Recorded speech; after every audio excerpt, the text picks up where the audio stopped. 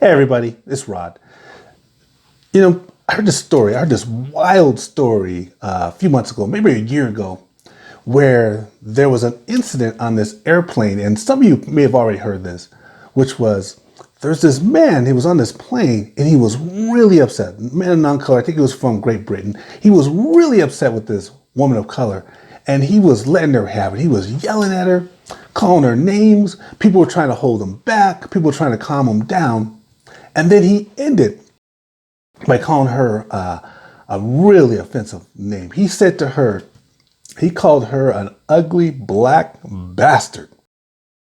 He said this to this lady, and she was upset, as she should be. Her daughter was with her. Her daughter was upset. The plane was all in shock, and it was horrible. So afterwards, they're interviewing the lady. Somehow she got on the news. They're interviewing the lady, and she's upset. She's depressed. She's depressed by what happened, and she's crying. And I just felt the pain because I remember when I was younger, I was like probably about 14 years old, and somebody had called me ugly. A group of people called me ugly. And that stayed with me for a long time. It's such a painful thing. So anyway, that's what he called her on this plane. So later on, they interviewed him. He apologized for his behavior. And he was trying to justify it. He was saying that he was having a bad day or something like that. And he says, I'm not a racist. Now, I don't really focus on if people are racist or not, because I don't really care. And you're going to see why I don't care when I go through this video. But he says, I'm not a racist. So I'm looking at him and I'm thinking, I'm not judging it in that way, but I'm looking at him saying, okay, I get it. You're not a racist. But if you're not a racist, what are you? Because he called this lady, this 77-year-old lady, innocent lady, a passenger, he called her a ugly black bastard, he said to her. So if you're not a racist, what are you? Because this type of behavior indicates you're something. Something's going on with you. What is it? All right, so I'm going to get to that. We'll get to that a little bit later. Okay, that's my finale. We'll get to that. So then there was this other situation. And there's this comedian. His name is Bill Maher. I think that's how you say his name. And he had a situation. And he was interviewing a guest, and he decided, and he's funny, he was interviewing a guest, he decided to throw in the N-word in this sketch. And I guess it may have been funny. I don't know. But there was some backlash with the people of color community, particularly Ice Cube got involved, and he wanted to interview or meet with Bill Maher on this. And you know what? It was fascinating because Bill Maher, to his credit, he apologized.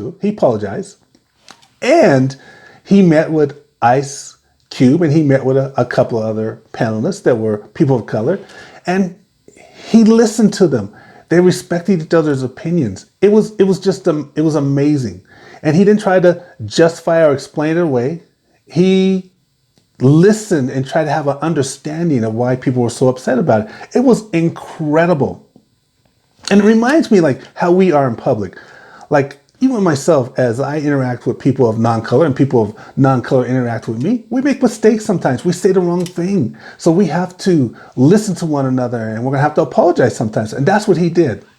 But if I was going to label his situation, I'm not going to label him a racist. And I said I don't look at those terms anyway, but I'm not going to label him a racist. But I'm going to label him as insensitive. What he did was insensitive. But you know what? They worked through it. We apologized to one another. We move forward. Okay. Had another situation though, where it was years ago. I was at the movie theater, and me and my family were walking down the aisle, and there was a couple there. And when the couple saw us, they started whispering to one another. I've never had this happen before. And I knew instinctively they didn't want us sitting by them. But there was no other place to sit. This movie was packed. But we did. We sat next to them. And immediately, when I sat next to the couple, and I sat actually next to the lady, she crossed her legs and she put her feet on me. Yes, she did. Now, What I did was I just moved my legs over just to avoid her, but she kind of moved her feet over with me. So for this whole movie, she's got her feet on me. I allowed it. Maybe today I wouldn't, but then I allowed it. I allowed it. For whatever reason, I allowed it. I just like, whatever, I just allowed it. But this action from this lady, I don't know if I call her a racist or not. She probably was, but I'm not looking for labels, that kind of label. I would say that she was a jerk. Okay, I call her a jerk. So we're getting up. It's not over, by the way. It's not over for us. We're getting up. The movie's over. We're getting up and we're crossing the aisleway, and the credits are going. And her husband, who's on the other side of her, he jumps out of his chair and he blocks me in. And he starts screaming at me in front of this theater that's real packed. He says, "Just wait." And it didn't go so well. I did let his wife put his feet on me. I did do that.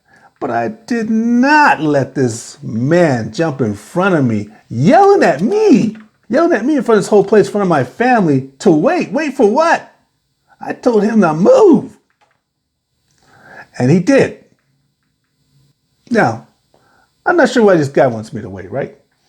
But he could be a racist. Could be, right? But you know what?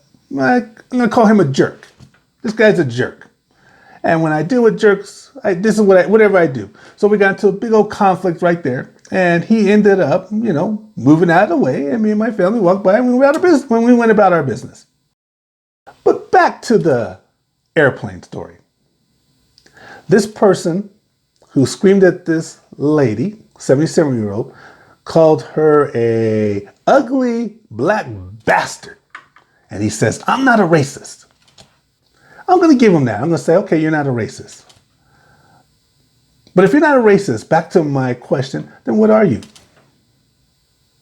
You know what he is? He's abusive. He's an abuser. He abused that lady on the plane. That's what he is.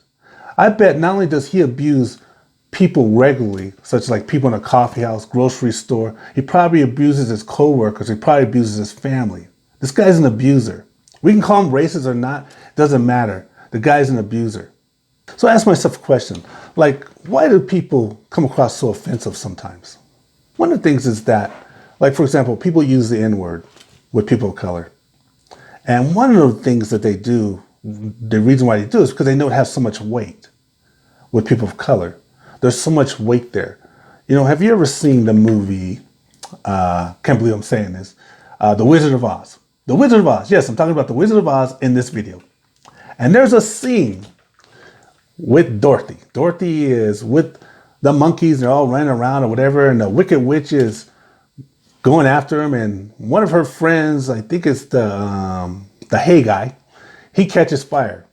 So Dorothy grabs a bucket of water and she throws it on the hay guy and puts out the fire. But she gets water on the witch. And the witch goes, "Oh, I'm melting.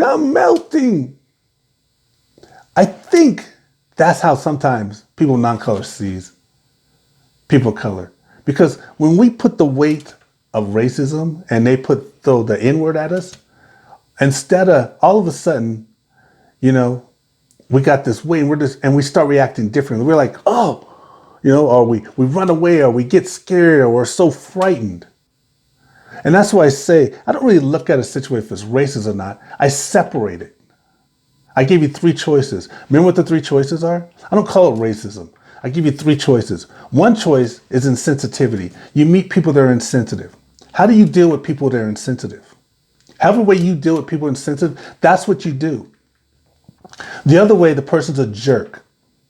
Whatever you meet somebody as a jerk, they may be a racist or not. I don't know. I don't care.